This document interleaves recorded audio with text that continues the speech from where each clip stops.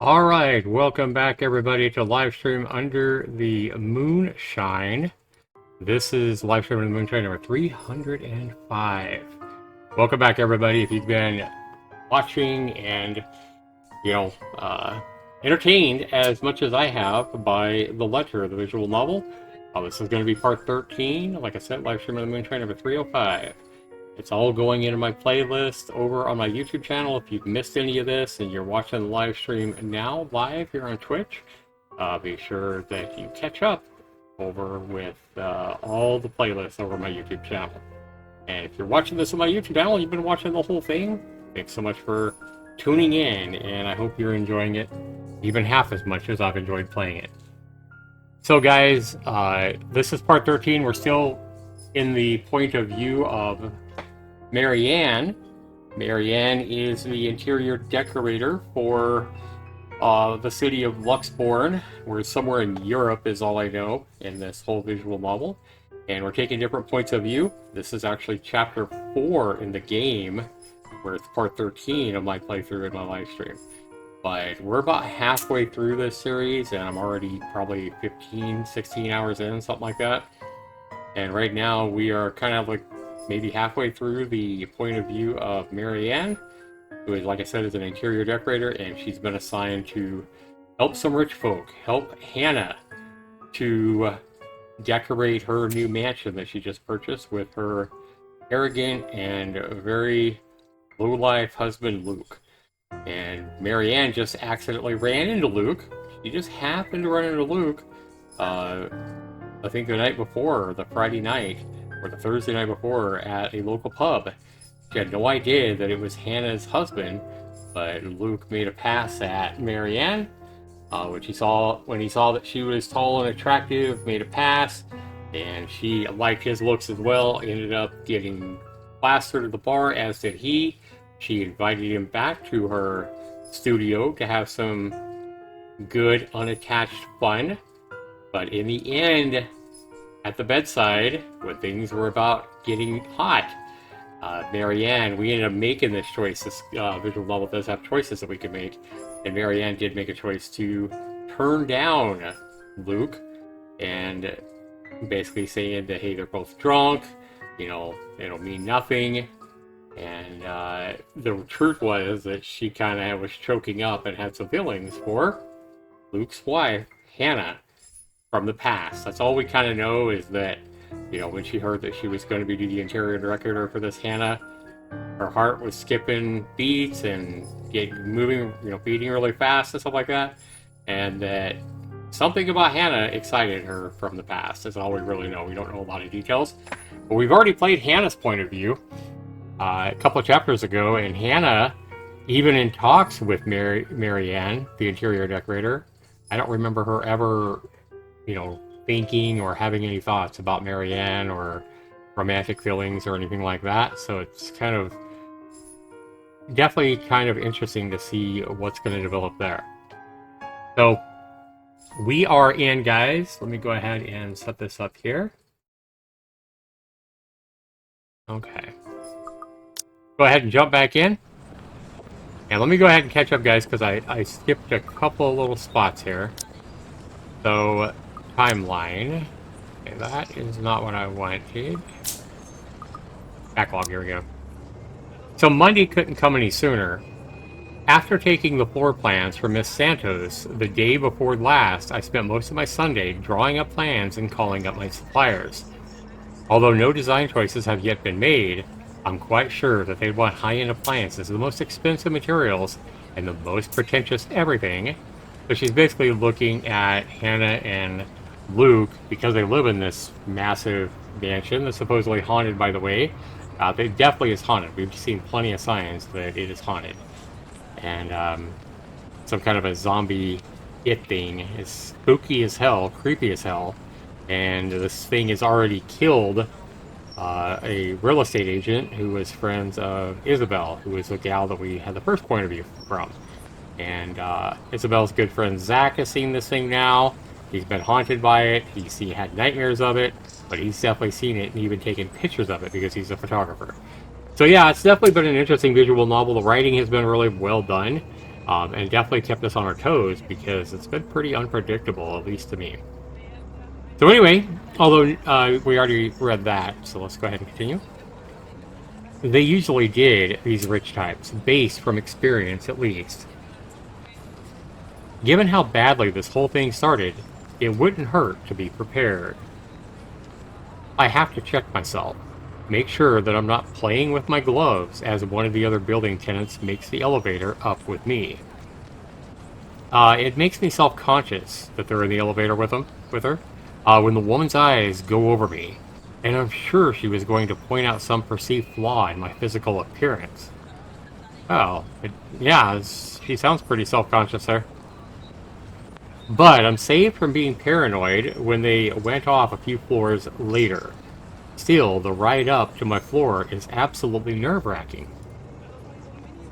The Wrights lived at the very top, the penthouse, the cream of the crop when it comes to the condominium and urban living. Just getting access to the place is an ordeal all on its own. I had to jump so many hoops, so many security checks, just to secure a key card. Not only because of the building management, but because of the Wright's personal security. It sometimes felt like I'm being interrogated for a crime and not visiting a client at their home. Even when their personal assistant called in to help out and verify my presence, the process is aggravated rather than hastened. Speaking of the devil. Oh boy. Yep. The butler for Hannah and Luke. The elevator door opens and I'm greeted by none other than the whiskey's not-so-little lackey. I do apologize if I kept Mr. and Mrs. Wright waiting. But I'm here now and I'm ready, so if I may, where are they? They've just woken up, but they should be down soon. Wow. I'm surprised to see you made it through security, and only 5 minutes late. That's an insult. You said I'd be through security soon, and it took half an hour. Define soon in this context. Wow. I'd make myself comfortable if I were you. I'm going to go and put the kettle on. About the tea, I don't want to intrude or anything.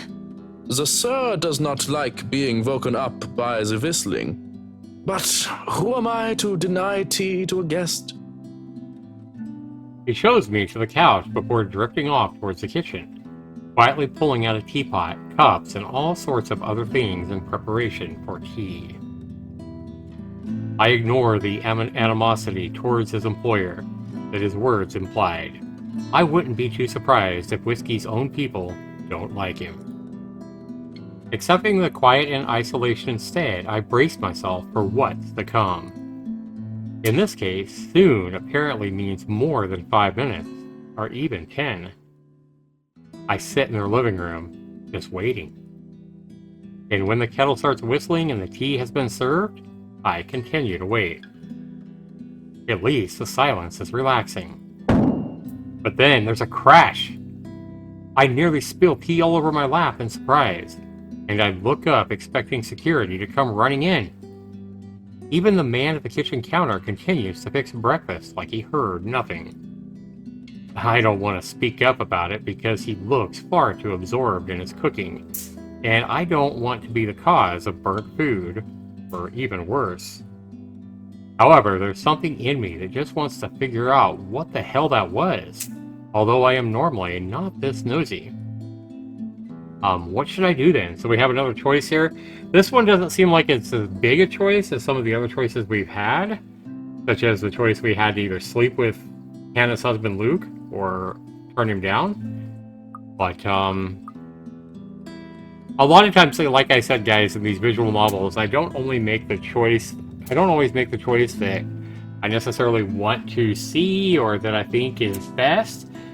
The best one. A lot of times I try to make the most plausible choice. So I try to consider the character we're talking about and the situation that the visual novel is describing. And a lot of times I'll try to pick out the more plausible choice rather than what I think might be the best choice. So that's why sometimes, you might see me make a choice that you're like, what the heck, Zach? Why are you picking that? That's obviously not the right choice. like to say something in anger or something like that, or, you know, try to resolve the conflict or whatever, I might, you know, look at the personality of the person making the choice to continue the fight and think, you know, in this situation, I think this person's going to be very angry, and they would continue the fight. You know, just get an example. So in this situation, with her waiting and talking about how she was waiting and waiting and waiting, it seems like she's getting a little bit impatient, and she already said she's being a little bit more nosy than usual. So I think in this situation, I think Marianne is probably going to want to check it out, and that kind of fits my curiosity as well. So hey, we're going to check it out. And story's been updated. The crash came from the hallway, and I really shouldn't be snooping about. But it's just concern. Yeah, it's concern that urges me to check it out. I care. I care about these rich people. Yeah, right. Sneaking at a glance at the butler, I consider sneaking off, but... Excuse me, but where's the loo? He barely looks my way before pointing a spatula towards the hallway.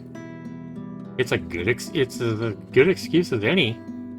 And if I'm caught lingering longer than I should, I could just excuse myself and say that I wasn't sure which door led to where. Sounds fair. Still, looking into the hallway reveals nothing. I don't see anything that might have caused the crash. So keep in mind, guys, that there's already been Isabella that's seen this zombie thing. Hannah, the new owner of this mansion, has seen this zombie thing. I don't think her husband Luke has yet, but they've heard cries and laughter or sobbing in the basement and under a hatch. And then when Hannah tried to open the hatch, because she thought she heard a woman sobbing, that's when she heard the ghastly laughs and hissing of this zombie thing that freaked her out. And she was actually stuck in the basement, and I think this hatch closed or something like that and locked her in with this zombie thing. But then her husband, who she had just moments before said she wants a break from the marriage and that she's going to go live at their old house or something like that, and she just thought they would be doing a break for a few days. It wasn't long after that that her husband Luke opened the hatch and pulled her out and held her in his arms. So that's kind of the last thing we saw of Hannah and Luke, was that she had just told him she's ready, because he's been a big jerk. And so, yeah, it makes sense that, you know, she's ready for a break or whatever, or to split up, because he has been nothing but an arrogant ass for much of the visual novel, especially when we was playing Hannah's point of view.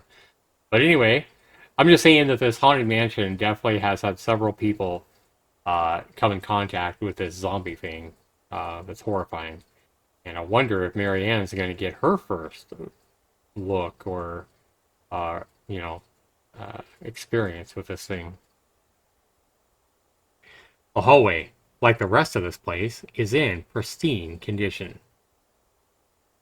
There are several doors for not only the toilet, but also presumably rooms for their butler and for other members of the staff. And as I stand there, however, something feels definitely out of place. One of the doors, the nearest within my reach, stands ajar, and from inside a light flickers incessantly. It could simply be a light bulb that needs replacing, but the thought of it in a place so well taken care of seems odd. It just feels off. I think maybe this is where the crash came from, actually. Inside, I can spy a radio lying on the floor. Yep, we see the radio right there. That's probably it. Maybe one of the help, or in a hurry to get out of the room, knocked it over in the process. And that's why the door's ajar? If that's all it is, I should really just leave it alone. As I turn to leave, however, the sound of static fills the air, and a man's tinny voice interrupts the silence. Oh boy. At 7 in the morning, students found a 5th year dead. Oh boy. Why am I still standing here? Assumed to have fallen from her dormitory window. Oh damn. This seems familiar, doesn't it? Authorities are investigating the possibility of foul play. It's like I've heard this before. Reporting from St. Samthins, Shane McLaughlin of Galway Bay, AM. There it is. Yep. Why? How did I know? Now, up until now, the story has been pretty unpredictable, but right there, I just had a feeling that something was going to happen. I recoiled, backing away from whatever that thing was. That was pretty spooky. In the process, I trip backwards on my feet, and I wait for the pain of falling flat on my back. But instead, I feel a hand on my back, and I see the smug smile of, well, guess who? Oh, don't tell me you're reporting to work drunk, Mint. Oh boy, so it's the guy she met in the bar, and his husband. Of course, I know exactly who that voice belongs to. It just has to be him. Marianne McCullough, hammered on the job? That would be something. But Wouldn't dream of it, Whiskey. he calls him Whiskey. You're allowed to be if you wanted, though it's a bit early for it. So thanks for the save. Really, it is much appreciated.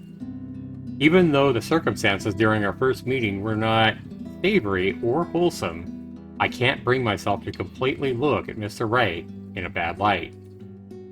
Nothing came out of it after all. You know, they didn't do anything, but that's thanks to a choice that I made. I think that things might have progressed had we made the other choice. Give me just a second, guys. Give me just a second here. It's no trouble at all. I've been told I have a gift for catching pretty ladies, being a great catch myself. Is that so? Would you say you'll be able to catch if another man were to pitch? That's funny. Perhaps, but I wouldn't know. I don't play baseball, Mint. He's playing her game. Right. Of course you don't. I can't help but chuckle at my little joke, but it looks like it completely went over his head. No, I don't think so. I think he's just playing her game. If he had understood it, I guess it would have been inappropriate. He is my client after all. Speaking of which, where's Miss Wright? I have work to do, sir. And in this situation, especially as much as she was talking about Hannah being, Hannah, the thought of working for Hannah making her heart race and all that, I think she's going to be overly eager to see Mrs. Wright, and I think she might ask here in this situation. Whatever little camaraderie I had with Whiskey is forgotten, however.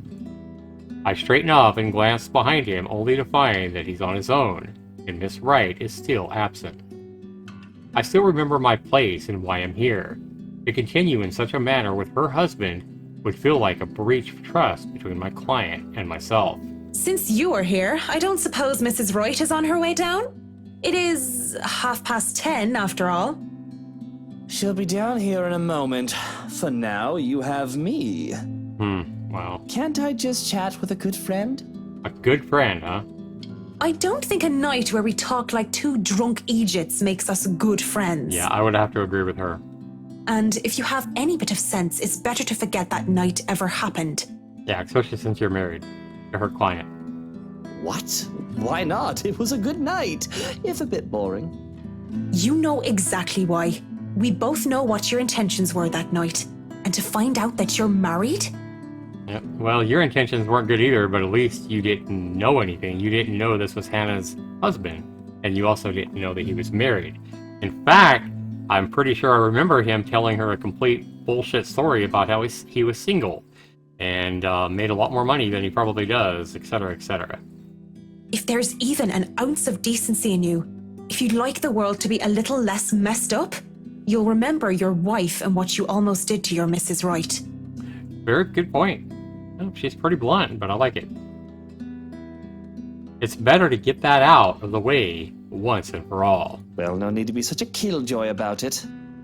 And the dead air between us, because it can't be anything else but that, is broken as a lively voice calls out from the loft. Marianne! There she is. I hope I haven't kept you waiting too long.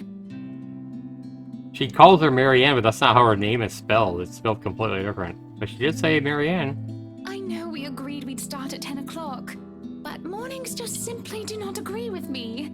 Not one bit. It's been like this since I've been in university. Why is her voice so low? Is it because she's in the other room? It's 5 minutes to 11 o'clock.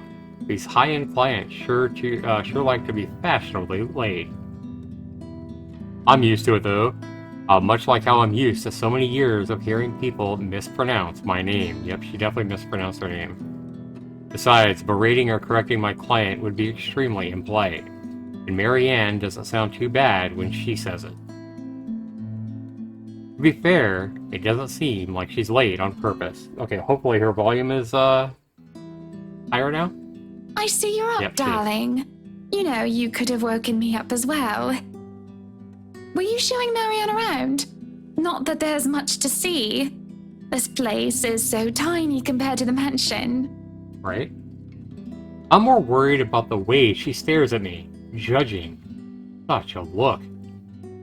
It doesn't suit her pretty face at all. Just seeing Miss Wright reminds me too much of her. So, of her. I thought Miss Wright, Hannah Wright, was her. I'm pretty sure it is her. Okay. And maybe I'm starting to hear her again. See her again when I shouldn't. I should have left it all behind me. I should have forgotten it. To think she would be looking at me that way, I can just feel my hands tremble now. Oh yes, just showing her around and getting to know each other. Isn't that right, Marianne? Yes, of course. Wow. And your butler was making breakfast a while ago. So if you want to get right to that. Breakfast would be lovely. There's no denying the clients when they invite me over to the table. Though it is too personal to share a meal in their home, it would be terribly rude to deny their invitation. Besides, the pancakes did look and smell just heavenly. A bowl of clotted cream, fruits, syrups, jams, and other spreads are laid out next to them, making for a colorful arrangement. If this is a brunch with friends, I would have gladly helped myself to the whole lot. But as it is, I accepted just a few pieces of pancakes and topped it with the lemon and sugar. Now I know I've talked to a few people like playing live streams and stuff like that or whatever in Dead by Daylight years ago. I know we had somebody that used to play with us from the UK, and they told me that they don't call pancakes over there. I can't remember what they call them, but it's something completely different. So I'm kind of surprised this visual novel has Marianne calling these pancakes. Yeah, I don't remember. Like, pancakes or something else over there, I'm pretty sure. Maybe I'm wrong, but you guys can correct me down in the comments. Pretty sure pancakes are called something completely different, or they are something completely different over in UK and Europe. You know, I was a tiny bit serious when I said I wanted a helipad. A helipad, huh? And you're not serious about the greenhouse, the vineyard, and the stables. Well, I do want those too, but I know you'll agree to those. I know you'll agree to those. We're talking about interiors here, honey. You don't handle exterior designs, and whatever handles those sorts of projects do you, Marianne? I'm able, actually, and willing to take a project of that nature. I was an architect in Ireland before. Of course, that's another contract entirely. I also suggest we finish the house itself before working on any additions to the rest of the property. There won't be any problems about ownership this time, will there? Pardon if I'm crossing a line, but the acquisition was rather quick. Oh, don't you worry. We've got everything sorted this time around. I've talked to Miss Cooper and Mr. John from BRC, as well as the old owners. Everything has been paid in full, and all we're waiting for is the paperwork from the land registry. They're letting us move in as soon as we please. It's not like they were living there in the first place. That's good to hear. The problems that could arise from renovating another person's home would be, well, let's not dwell on it. Right? First off, we'll want to know how you want the place to look. It's pretty furnished as is, but I understand if you want to modernize the whole thing. Actually, I'd prefer to keep the place looking as it is, but at the same time, I want modern appliances. You worked on the Ludgate's Christchurch summer residence. I do remember there being an oven I thought was a simple drawer before. Make them look vintage, antique, blend in with the rest of the decor. Yeah. Customize appliances then. I can't find someone for that, and if you can't tell me what you specifically want, it'll hasten up the process. We're talking about electronic appliance manufacturers. If you have a preferred brand to work with. Splendid! So, what is next on our agenda? All the other interior designers we've hired in the past did not have us this involved. I stop. What sort of half-baked designer did that? If I knew who they were, I would have words. This isn't the time or place for it, however. Instead, I use this brief pause to pull out the floor plans I brought with me. We'll have to figure out what you want to do with the rooms. Here, we can have a quick run through. What is that little room next to the master's bedroom? The master's bedroom. Well, the master's bedroom, I believe, is right here. The quarters? Oh, as far as I could tell when I saw it, it's a second bedroom of sorts. Used, apparently, for the ladies in waiting who has served Lady Charlotte Ermengarde, which is strange, as that isn't the norm for these sorts of houses. Well, we're not stuffing Johans in there. He won't fit. You don't suppose we could turn it into a walk-in closet and a dressing room?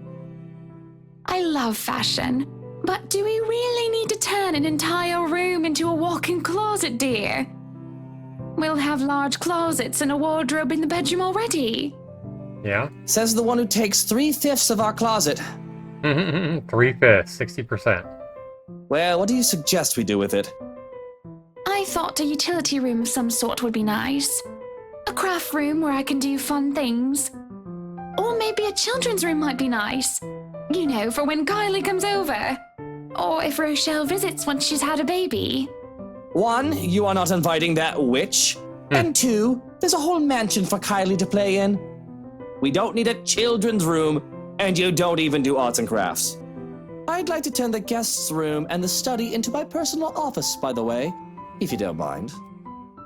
You can turn it into a personal office if I can have my utility room. It's just the one room of the many. I'm taking that room for myself, no matter what you say, dearie. So you might as well take this deal. You're always out doing business anyway. The real problem is the theater. Whatever are we going to do with all that space? The theater? The theater is... Okay, the dining hall, the kitchen, foyer, parlor. Theater's over here. Okay. We have a conference room, we have a big theater right here upstairs. Fine, we can turn it into our own personal cinema, I suppose. Might as well have it, if you plan on not having a telly in the parlor. Yes, well, I don't want guests to be glued to the telly when they come over for a meal and some tea. By the looks of things, we can keep the rooms as what they are on the ground floor, though. The ballroom would be perfect for parties. Do we really need a dining hall, though? I don't suppose we can't convert it into a garage. What for? You can park your cars outside. What about that room, right there, in the northwest corner? That's sleeping quarters for the household help? Oh, that is perfect! Johans will be glad if we have other staff members who stayed in. It'd be convenient so they don't have to make the trip from Luxbourne to the mansion when they're needed. You'll definitely need a lot more people to maintain a property of this size. The mansion is really a lot bigger than I thought. Look at all these rooms. I didn't even know there was a music room next to the parlor because of what happened. There was a grand piano in there too, when we checked during the tour. Did you hear that, Luke? Maybe you can take up playing the piano again. Oh, you should have seen him when we were younger, Marianne. It's not like I was very good with the thing. Oh, hush you. You were no Mozart, but I loved hearing you play nonetheless. He'd come over to my home and he'd play such fun tunes. He'd sing too and I'd dance and it was just... Yeah, that was back when you was falling in love. Things are probably a lot different now. He had married for 7 years, I think it is. Mr. Wright playing the piano? I can't even imagine it. But the earnest way in which Mrs. Wright said so told otherwise. Anyway, what do you think of these plans, Marianne? Are we not even going to consider one of my requests? Not even just a closet or just a garage? Now, that isn't fair, is it? You're not the only one who's going to be living here. I hardly see how that's unfair. I told you you're getting your office and your theater, the greenhouse, the vineyard, and the stables. That sounds fair, does it not, Marianne? Uh-uh. It sounds fair, or we can compromise. Yeah, I think she would... I don't know, she might kind of side with her, just because, yeah, he's kind of an ass, and she knows it. Yeah, I think she's gonna say it sounds fair. Relationship status updated. So, yep, Hannah's definitely gained a lot more than Luke has here. Yeah, okay. But with the way the two were looking at me to settle this, I might as well just keep the facts instead of giving my opinion. Miss Wright has her points, though. I really didn't want to butt into the spat of a husband and wife, but with the way they're looking to settle this, the way the two were looking at me to settle this, I might as well keep the facts instead of just giving an opinion. Mr. Wright, your plan isn't quite feasible from an architectural perspective. I'm not even sure how much we can do without closer inspection. Well, the one about the garage, at least. A walk-in closet is easy enough, but the garage? Garage? It's funny how they pronounce garage over here in America. See, a garage isn't architecturally feasible, and it isn't going to be financially sound as well. We're already going to spend a lot on your other requests. You have several acres of land to park on already. What? Did you calculate that on the fly? Financially sound my foot. You're probably just thinking up of imaginary numbers. Might I remind you that I was a financial manager? I also looked over and approved the expenses of our other houses. I know the rough cost of these things by now, love. Masters in business administration, major in accounting. Sometimes I think you forget that I'm not as dumb as I act. Well, that catches my attention more than anything. It sounds more unbelievable than Whiskey playing the piano. She didn't really seem like the type. Business administration and accounting? What university? Lux upon you, of course. Go Lux Dragons, red and gold. Excuse me, how about we move on this chit-chat ahead and do whatever else needs to be done sometime today? I had to cancel my appointments for this, you know. We might as well do a proper inspection with the designer this time, just to get it out of the way. Yes, no time like the present. You want a thorough inspection? Might as well do it now. We actually took another look at the property yesterday, though it was brief. But I'm sure you would want to see it yourself. Oops, sorry. I'm sure you'd want to see it yourself. Just spot anything we might have missed. It's not like I have much of a choice, do I? Alright, so now it's Monday afternoon, and we got a journal update again. Let's go ahead and catch up on the journal updates here, guys. Marianne visited the Wrights' penthouse to discuss work with the couple. While waiting for them, Marianne decided to investigate a violent crash that she heard. In the hallway, there was something odd. A very spooked Marianne accidentally bumped into Luke Wright, after seeing the thing. Although things were awkward between the two, Marianne insisted that they keep things professional and simply forget about what happened a couple of nights ago. The mansion's arrangement were discussed over breakfast. During the meeting, the Wright couple had an argument about the mansion's arrangements. In the end, they decided a visit will settle it. Okay. Riding to the immigrant mansion in their rice is an awkward affair. Not only am I worried about scuffing the expensive leather seats, but I'm also worried about getting in the middle of another couple spat. And with the tension thick in the air, I can feel them staring at each other any time. Nobody is saying anything. Up until Mr. Wright tells his valet to turn the damn radio off. And for a moment, I think that he might start.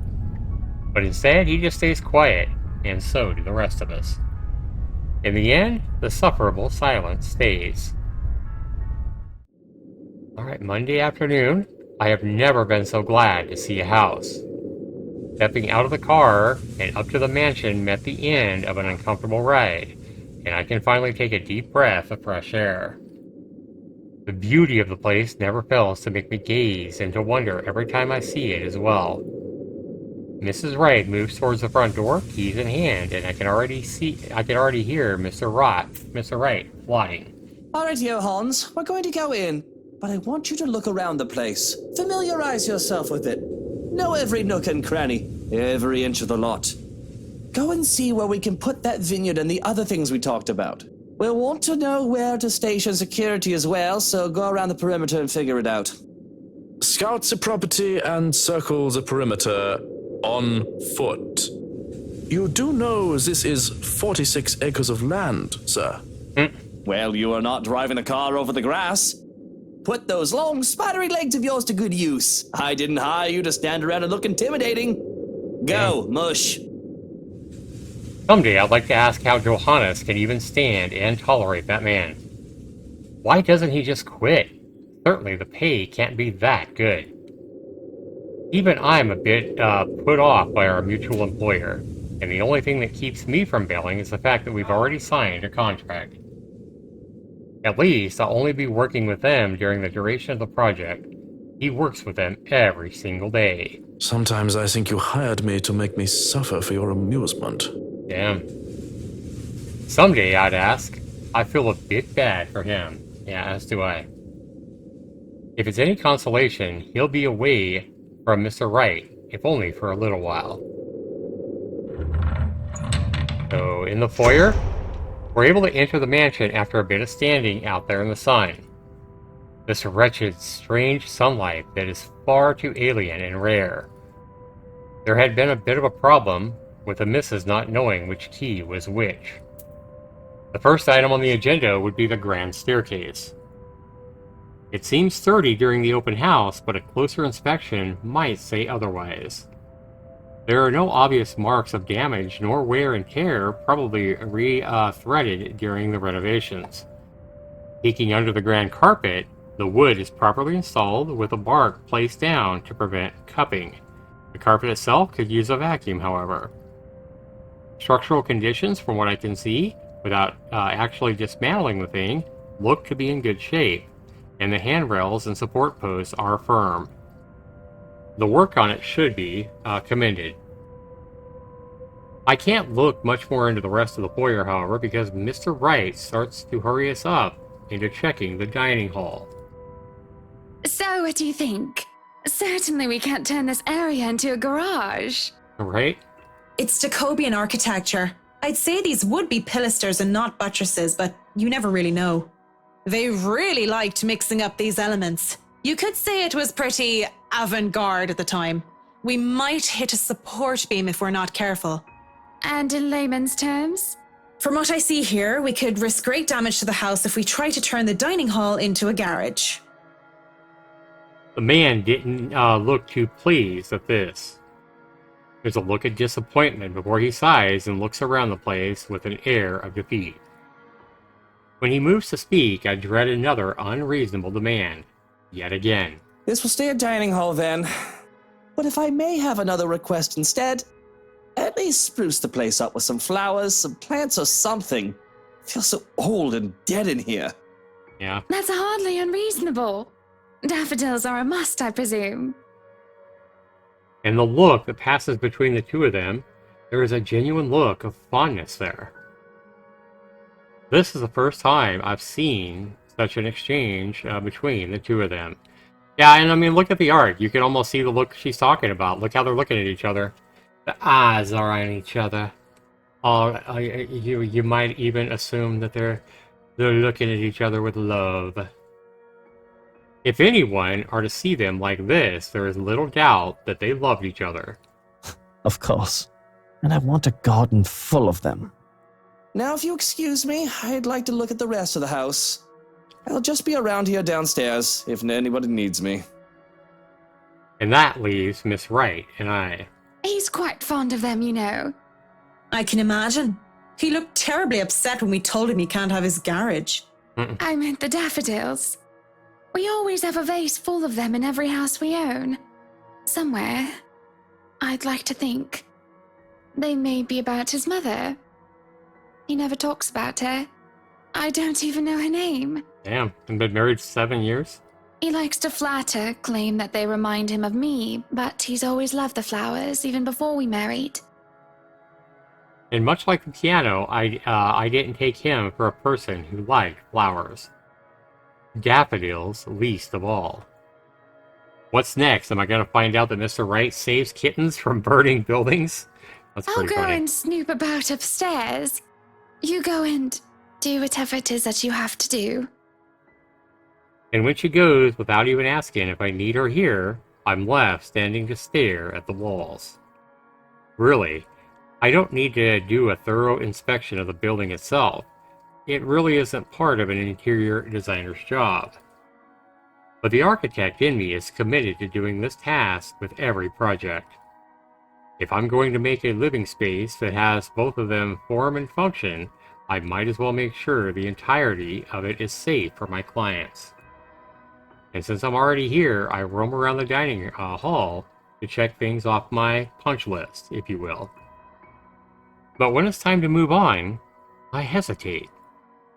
Mr. Wright said he would be here somewhere around on the ground floor, and I really didn't want to be alone with whiskey. I have to look through the place eventually, sure, but on the other hand, I can do it later when he's gone. I can go upstairs. I can go upstairs first if I want to. Check the ground floor or check the first floor. I think she might run into him again, so in this situation, I'm going to take again the more plausible choice. I think she's going to go up to the first floor to try to avoid running into him again. I've already seen enough of this floor during the open house. Of course, I know that it's just a convenient excuse. I just don't want to be in the same room as Whiskey anytime soon again. So, I might as well go upstairs first. The banisters on the ground staircases landing are solid and not a proper height. Any lower, and they would be trouble. There's a small catch on the carpet though, and as long as nobody tries to run down the stairs until it gets fixed, things should be alright.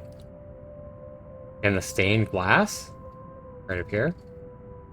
Restored, no doubt, in the image of the last lady and the Lord of Ermengarde. Or it was supposed to be, until Lady Charlotte's fiancé was brutally murdered. Oh damn. By a witch. A witch of all things. That's what I've heard. You would think the historians of this place would be a lot more scrutinizing, filtering out stuff like that. Maybe it's true. I'm amazed they bothered with it, instead of replacing it with some generic cookie-cutter design. This entire place alone would have cost roughly 500, even £1 million. Lady Charlotte Ermengarde, and her beloved. Looking at the mosaic, it's not a far stretch of the imagination to believe that the depicted images could be Mr. and Mrs. Wright. Yeah, but they're not. Yeah, I see how she can see the resemblance. It can be easily assumed as such if one doesn't know the history of the mansion. Really, a place like this should be protected by the government as a landmark. But what can I do about it?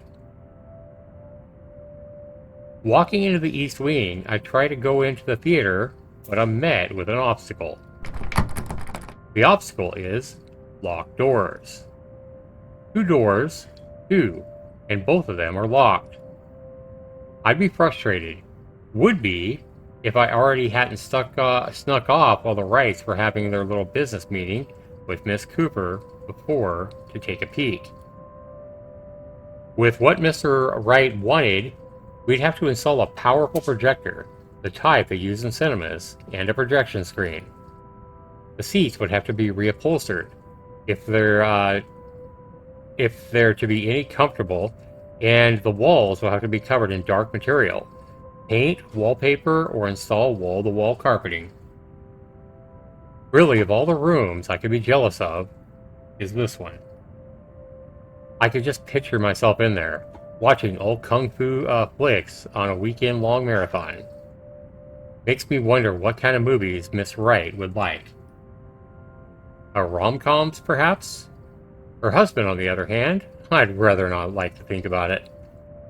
In the middle of my notation and planning, I don't even realize that I'm not alone, until I'm caught standing in front of a locked door like a fool. Oh, something gives me the feeling she's going to see that zombie thing again, and that's what's in that room with her. That would be horrifying. But we're going to go ahead and take a look regardless, because that's what we do. We continue. We read the visual novel, right? Were you meaning to go in Oh, there? that's I'm right. afraid we won't be able to open it up today. Were you meaning to go in there? I'm afraid we won't be able to open it. We won't be able to open it up today. Oh well, I wanted to, but it's fine. I can still survey the rest of the place. Apologies, but a key was missing when they were handed over. They told us that they'd get right back to us with it. What? But aren't they supposed to hand over all the keys once property changes hands? Yeah, you would think That so. can be grounds to file a complaint. They were already kind enough to let us move in so early. There's no need to raise a fuss about it. Worst comes to worst, we can call for a locksmith. Yeah, fair point. The air is heavy and somber when she grows quiet and glances out the window. Out towards the vast expanse that surrounded what would be their house. Their home. And then she looks back at me with a sigh and a bitter smile. Yeah, she doesn't look too happy there. Flowers. Yellow flowers. Daffodils, dandelions, and sunflowers in the sort all up front. Just a whole garden of them. They'll make the house look lovely, won't they? Of course. A garden is a wonderful addition to any home. As I say this, her eyes roam over me, scrutinizing and thoughtful. I have to hold back the shiver that threatens to run down my spine at being inspected so closely. Yes, it must be nice. We're still talking about the gardens, yes? I mean, not having to worry about what another person thinks of you. Well, What do you mean by that? she lifts her hand and points to her wedding ring before it falls liplessly to her side. Sometimes I wonder what would have happened if I didn't marry Luke. Oh, There'll be no fights about walk-in closets or silly helipads. I could do with this place as my heart desires until there's nothing but content. Then again, I wouldn't have bought this place if it wasn't a gift for him. Maybe I would have moved to London, Manchester, or Birmingham. I might have even left the country altogether. France, Germany, Spain, Canada, Sweden, even America. The possibilities would have been endless. I don't know what to say to that. Well, what is there to say? I'm sorry, I must sound so petty and ungrateful. I do love him. So very much, even if he can be a bit difficult at times. Oh no, not at all. I'm just confused why you're telling me this, of all people. Just a whim, I think. Just flights of fancy, that's all. Don't you ever think about one decision you've made in your life and wonder how much would change if you chose to do things differently? Well, I'm sure she does. I try not to dwell on the past, ma'am. The keyword is try, of course.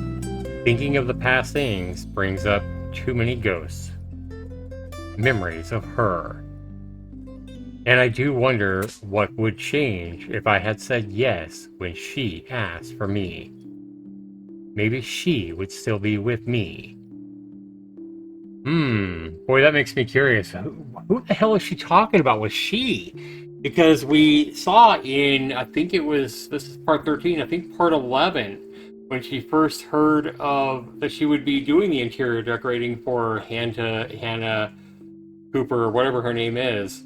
It's not Cooper, but when she saw that she was being told to work for this client, her heart was racing and she was having fond memories. She didn't give a lot of details as to what happened in the past or whatever, but she was definitely referring to her, this client, as somebody that was making her heart beat and stuff.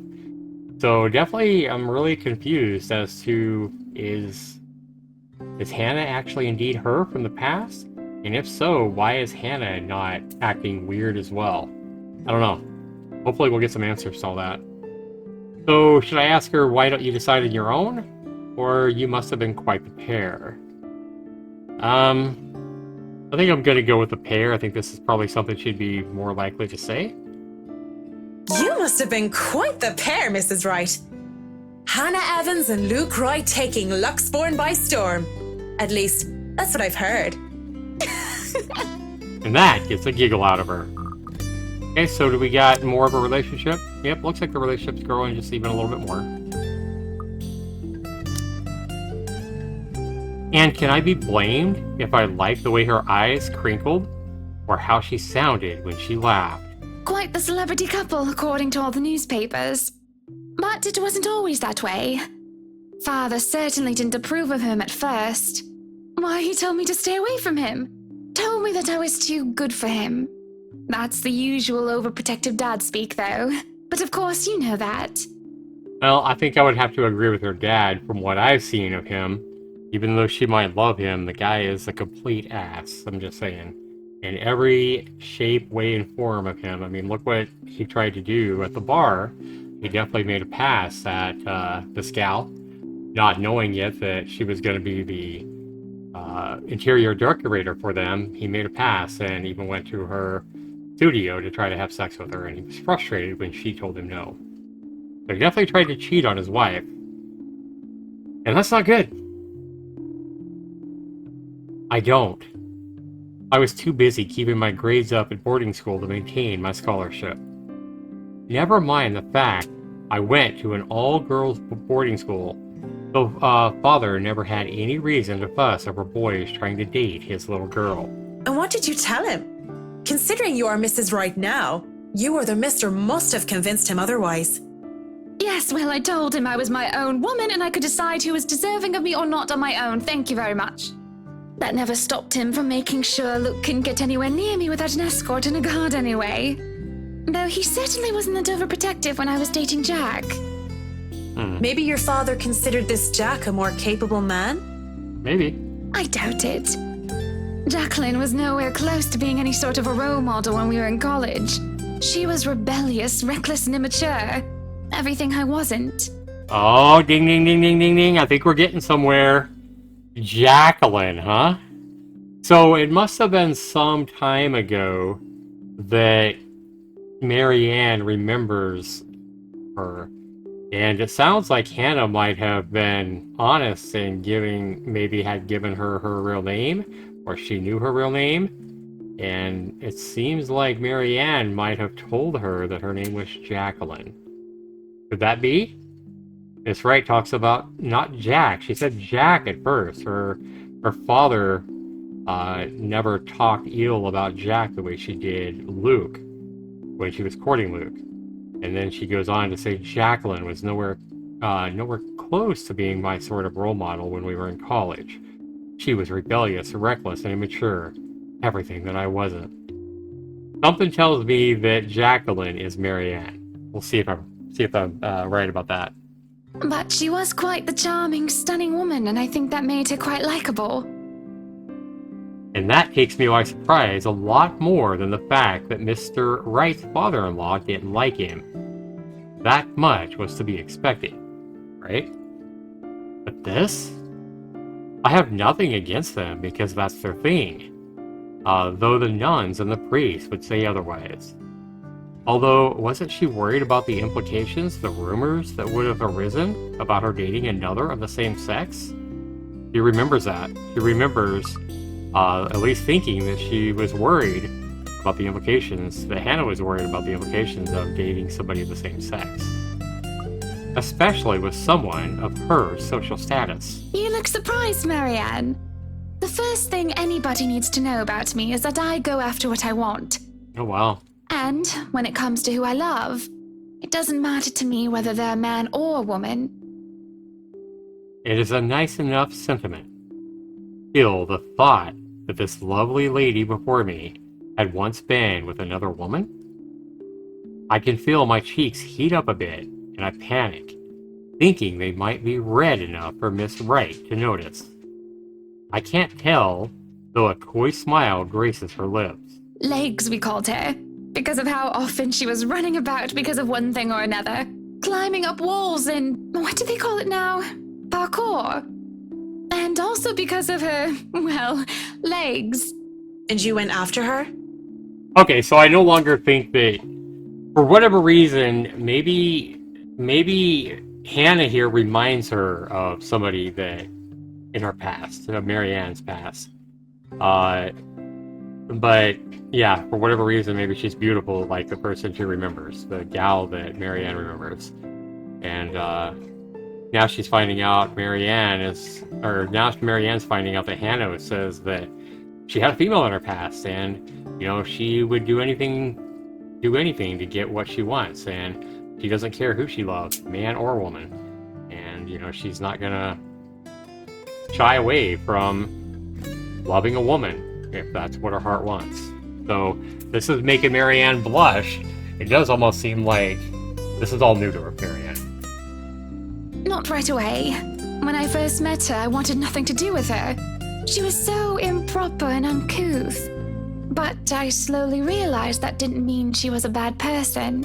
On the contrary, she did many a good thing and was always so nice to others. I found myself confused.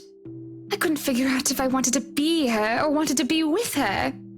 So I approached her, told her that I might have fancied her. And your father didn't mind? He must have thought it was my form of rebellion. But he never watched out for Jack as much as he watched out for Luke. If I didn't love my father so much, if he hadn't raised me right, I think I might have told him to bugger off. He's never been more attentive of me than when I started bringing home dates. I'm sure he loved you very much. She laughs once more with a glow about her. I know, she says with a small smile. I suppose I've taken too much of your time with my silly stories. You still have much to inspect? I still have most of this floor, and I'll want a quick run-through of the ground floor again later. I shan't keep you from your work any longer then. Just call me if you need anything. I'd like to look around myself. And when she turns to leave, she glances back at me before disappearing into the foyer. I look out the window from where she was standing, and I move on, alone with nothing but my thoughts and her. Finally, some peace and quiet. Thought the old biddy would never leave. It's utter madness, this hearing things.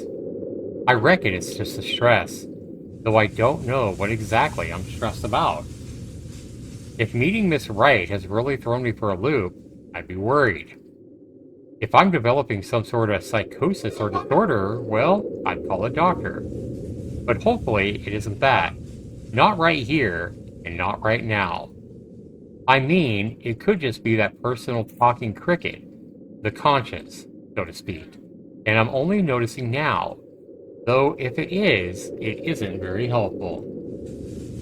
Pushing the dilemma of voices in my head aside, I go back to work. But I can barely make it a few steps before everything tilts and shifts. I don't really stumble, but it feels like I'm being thrown off my feet, and the rest of the world just follows. Though my feet stay firmly on the ground, and even I stay mostly upright, I feel like I've been heaved and put off balance. Uh-oh. I have to close my eyes in the hopes of willing the sudden sense of vertigo away. But when I open them... Oh boy! Well, I don't feel any less sick because of the sight that greets me now. Blood dripped from the walls and the ceiling, pooling downwards and seeping into the curtains and the carpet. A wave of nausea stronger than the last hits me along with the overpowering stench of blood and gore. I want to bolt. The rational part of my head is telling me to flee, GTFO. And I would have gladly done as it asked, if only I didn't hear her. So she's going to hear the woman crying again, huh? In here, Marianne. Oh, no? Come on. I have something to show you. In here, Marianne. Come on, I have something to show you. And it sounds like Hannah's voice. I could have just ignored it. Would have ignored it. If only I heard it in my head. But I swear that this time it's coming from one of these rooms. Much further in, into the study. And I feel compelled to pay attention. I can't just turn around now and leave. Not when it's her. I don't even think as I follow the sound of her voice. Achievement unlocked. Thick as thieves. Lorraine. Lorraine, huh? Lovely Amanda Lorraine Lacerafona. She was my friend, the one that I had at St. Sampson's. I was a scholar, the charity case, in a school for privileged and prestigious young girls. They all looked down at me, if they cared to look at me or acknowledge my presence at all. All except for her. Oh, stop your crying. You know better than to listen to Maeve. Why, I ought to teach that butterface a lesson. Wait, no, lass! I don't want you getting into trouble with the sisters again! Young Marianne. Relax. It's not like I'm going to stomp her and her lackey's arses flat like last time. Come on, let's just go back to our dorm room. I don't want to be on my Tobler while you go get yourself punished. You'll be fine. Gip's there with you. And Lorraine was there when I needed her, through my highs and my lows. Having her as a friend made being in a strange school away from my father all the more tolerable. She saw this poor, helpless girl who was kept down and shunned by everyone else. And being the kind soul that she was, she rescued me. So brave, so beautiful. She was something else. I'll eat all the chocolates stashed away in your closet if you go. I can get more. Just don't go complaining to me if you get a tummy ache because of that. Well, you don't want to get detention on a weekend, do you? That's funny. It's a Friday. We can go to town and have some karaoke. And we can have a go at druids and demons again. Dungeons and Dragons, basically. So she played Dungeons and Dragons with this love of hers in the past. Okay, so Marianne, and what was her name? Lorraine? You're not going to miss that just because of Maeve, are you? Sometimes I question what I did to deserve a friend like her. Look at her laugh. Look at her laugh. In the darkest corners of my mind, where traitorous thoughts lurked, I thought that she only felt sorry for me. Maybe she was just being a good Samaritan, offering a helping hand. And perhaps I had been too selfish to return the favor to her. You have a point. I'll just kick her arse on Monday then. That's not what I mean! I know what you mean, Em. Wait, where are you going? You just told me you wouldn't cause trouble. I still have something to do. Don't worry, it's not like I'm going to burn down her dorm room or something criminal like that. I'm just going to talk to her. Maybe I'll make it so that her room smells like a dog's air biscuit. That'll make it an excellent weekend.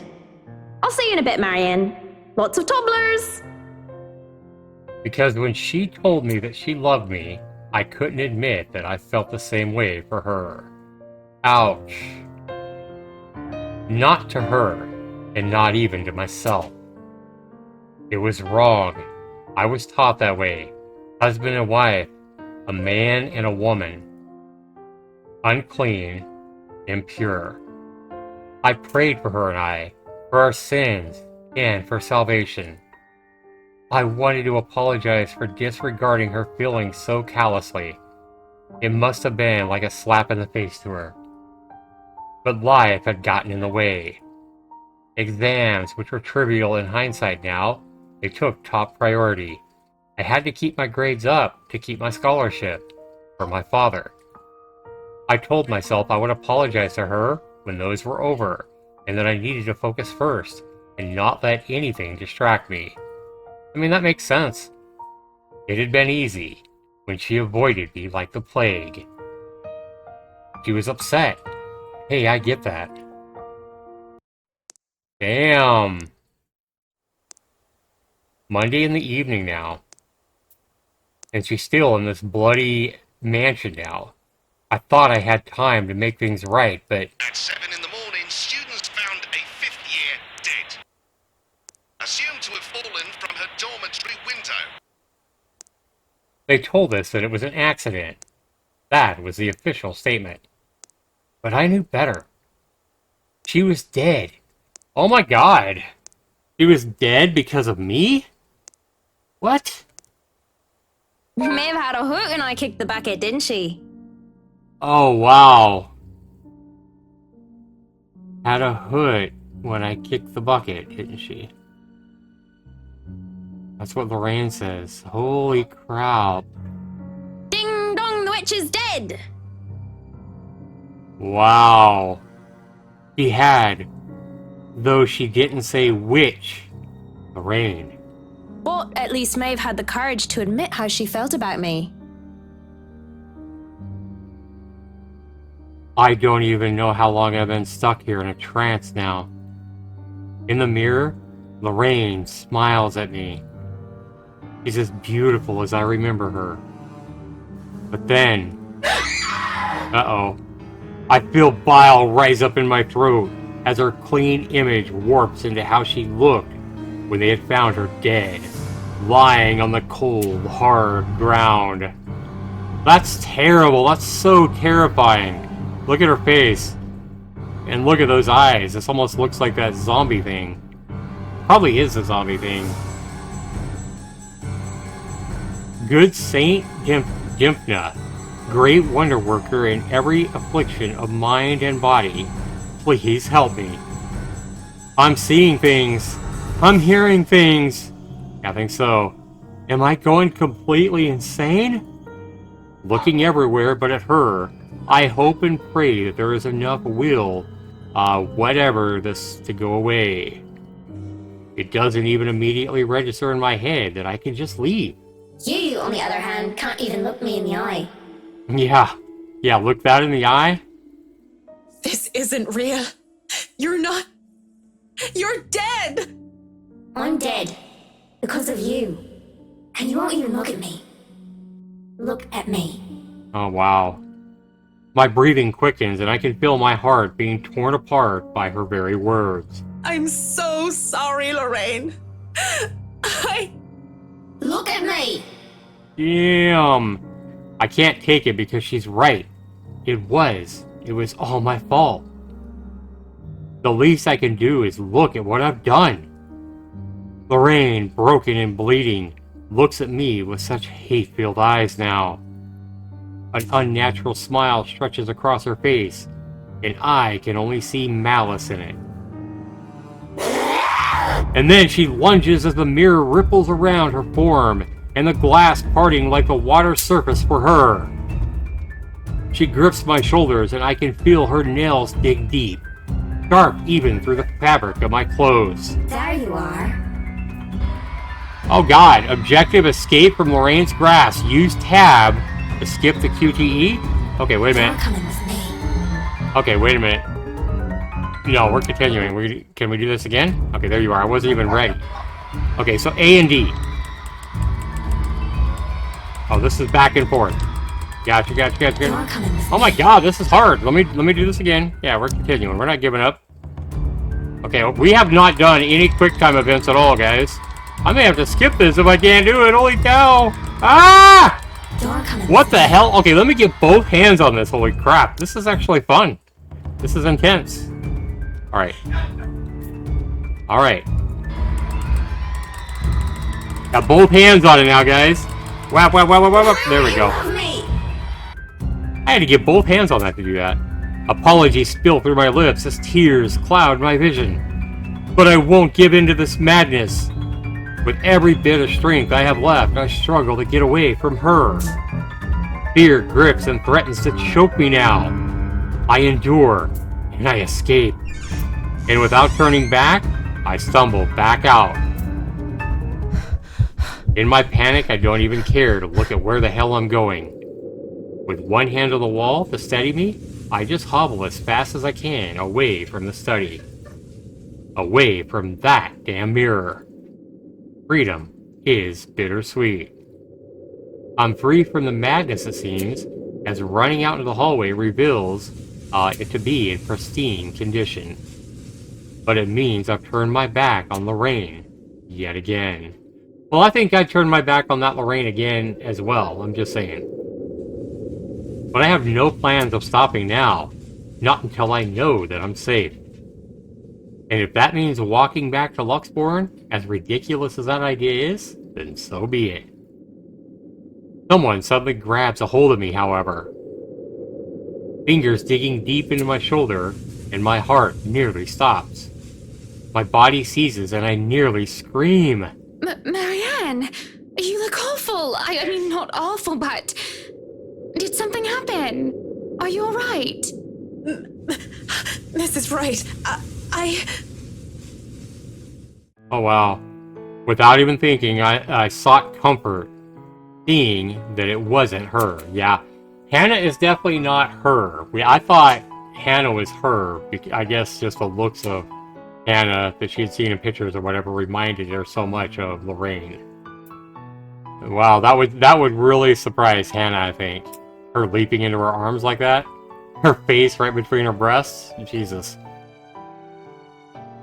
It's a sudden, impulsive thing to do. And had I been in better condition, I wouldn't even dare of doing such a thing. But I didn't know what else to do. Though I know I shouldn't. Her warmth, her scent, they grounded me. She is intoxicating. Marianne, what's going on? Oh, you're shaking like a leaf. Aww. Tremors run through my body as soon as my mind realized I am no longer in danger. I wanted to just cry, to scream about what I had just seen, but like a scared child, I couldn't control myself. My mind couldn't reconcile with what I had seen. Understandably, I should just write it off as a figment of my imagination, yet I can still feel her nails cutting into my skin. Are you sick? Should I call for a doctor? I'm sorry, Mrs. Wright. Just feeling a little woozy and lightheaded is all. Wow. Let's get you somewhere to sit down then. That is great art, though. That's fantastic artwork. Come on, don't worry. I have you. A lie. But a whole lot less complicated than telling her I was attacked by a dead girl. Yeah, understandably. And when the feeling of fear eases off, I feel nothing but shame for my actions. I quickly back away as I clear my throat and nod my thanks. I think I've had enough looking around. If it's all right with you and Mr. Wright, I'll meet you outside. If you're sure, I'll have the car started. Do you need assistance heading downstairs? I'm all right, ma'am. Just go on ahead and I'll be right there. It seems to placate her worries, though only for a brief second. Before she heads down, I don't miss the concerned glance she shoots my way, hidden quickly under another smile. I won't begrudge her for it. That worry. The look on my face must have been a strange enough sight on its own. Even I am still reeling from whatever that was. Her voice still whispers in my ears. After all these years, she's still... No, Marianne. No, Marianne. Shaking my head with the thoughts, I drag in a breath and then follow shortly after Miss Wright. Whatever has happened in the past, it's long gone. It's only memories now. And those are things I can no longer bring back. It's evening dark. It's already dark as we make our way out of the mansion. And with no lights, we are only illuminated by the headlamps of the Wright's car and the stars up above us. The sight of them helps me compose myself more than several minutes of being alone did. The car's engine is running, yet the two just stand out on the lawn. Miss Wright is busy, eyes up at the stars. And Mr. Wright, arms crossed, has his eyes down on the ground. It is the crunch of grass under my heels that brings their attention to me. About time. What took you so long? A minute longer and I'd think the house swallowed you all up. This guy is such an ass, man. Oh, hush, dear. I'm sure she has her reasons. Marianne doesn't seem the sort to idle. Right? Sorry, I was just checking on something important. See, business is business and they take time, love. You should know that better than anyone. Right? So, Marianne, what do you think? Are you the woman for the job? Yeah, after that, I don't know that she'd be wanting to do this again. You know what I mean? Anymore. I know we already signed papers hiring you, but I want to be 100% sure that you are committed. Right? I glanced back towards the mansion. Knowing what I had seen there, yeah, I don't think she wants any part of it. Or rather, who I thought I saw there, because there's just no way. That couldn't have been her, right? Not to mention how I acted towards Miss Wright, for goodness sake. I should feel the slightest bit hesitant. I was lucky. I've seen enough films to know what happens when a promiscuous woman enters a haunted house. This is my chance to turn it down, to make excuses. Say that I'm not up for the task, that I don't need to take care of my old sick father. Or that I do need to take care of my old sick father. Just pay the fine, which is probably outrageous for a contract like this, and just let all this go. I should turn it down. But for some obstinate reason, I can't. In the same manner I haven't let go of her. Of the regret that has shadowed me since that very day. Much as I hate to admit it, even to myself, seeing her again, the mischievous glint in her eyes, the loose tendrils of her hair curled around her forehead, it's something I've terribly missed. And now that it's here, almost within arm's reach, my father would tell me, sometimes you just have to simply let go. Sometimes you simply have to go through with it. Consequences be damned. And well, I really don't have any logical reason to say no. At least not something a client like the Wrights want to hear from a professional designer. It's certainly an interesting project. You can be sure I'm seeing it through the end. Oh boy. Such dedication! Oh, I do love the determination. You were always determined like that, weren't you? Wow, she hears Lorraine's voice. Hearing her voice once again sends a chill running down my back. I can't wait for this day to just be over. And we're still in the evening. On the mansion and through Anselm, I rode with them in silence. But as soon as we hit city proper, I asked to be dropped off and bid them goodnight. I thought it'd be best if I didn't stay too long in confined spaces with either Miss or Miss Wright. Both seemed to cause me serious trouble, and if the project had any less interesting or grand, I would have dropped it without a second thought. I would have, shouldn't have, won't. I assure them that my place isn't that far off, and I have to fight off the urge to roll my eyes and groan when whiskey throws me a little smirk. Yeah, I can see that. But even in my own home, peace is elusive, as is sleep. I lie awake thinking of what I saw in that mansion, of who I saw.